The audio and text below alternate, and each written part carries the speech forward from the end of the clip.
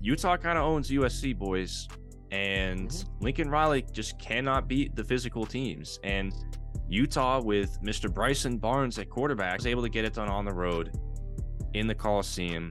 Caleb Williams, not necessarily the greatest game, though. Granted, Utah does have a great defense, and Utah iced it away with that game-winning field goal at the very end as time expired.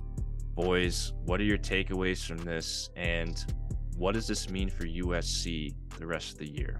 Because I think this is a problem. I really do think you will see some quit from USC. I mean, you lose to Utah 3 straight times. This is a team that has been rock fighting its way, that their star quarterback is done, is not playing.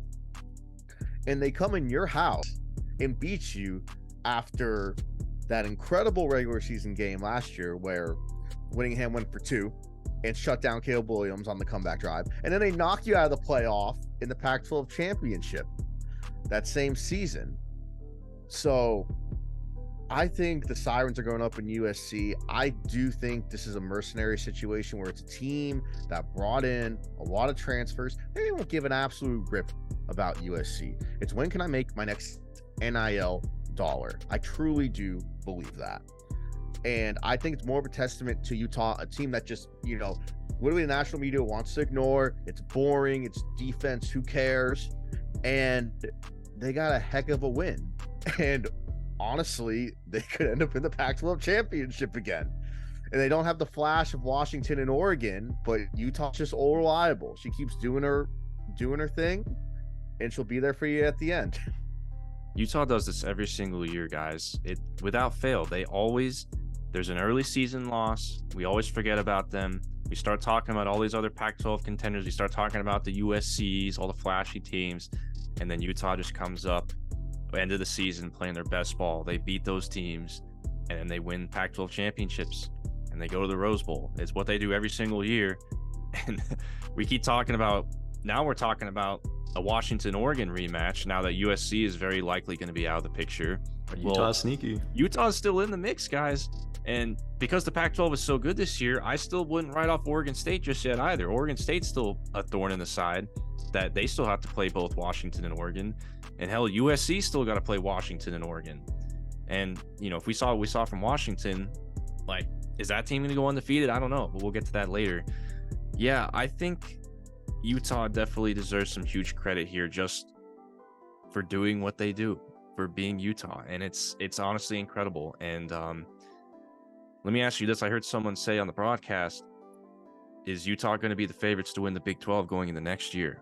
No, yes. I know we want to talk about Absolutely. This year, but next year, is Utah the odds-on favorite to win the Big 12? Is it too early to say that? I don't think it's close. Not even close, really? No. I think Utah, their win total is probably going to be like 10.5 coming out of next year. It's going to be crazy. Man, I don't know if it's that. I don't know if they're like 9.5, 9.5. I bet they'll get 9.5 or 10. Yeah, but they'll probably be one of the favorites to win the Big 12 next year. But yeah, guys, I'm definitely worried about USC. And remember my bold prediction? About Lincoln Riley? Well, that Lincoln Riley was going to leave? Listen, man, all I'm saying is that, like, Caleb Williams is, like, we don't know. You guys saw Caleb Williams on the sideline yesterday. Were you watching the end of that game? Caleb Williams was, like, all alone on the sideline after the game. Like, he was, like, contemplating his entire future. Well, right now, he's trying to figure out what kind of stake he can get in the NFL team that drafts him. He's checked out. Are they on quit alert for the rest of the year? I think because so. I feel like they might be. Personally. Even though mathematically they still are, like, in the hunt for the Pac-12 championship. They only have one conference loss. Mentally, this team's probably going to be checked out. Caleb Williams doesn't care, man. Caleb Williams is looking at the paycheck that he's going to get come May or April.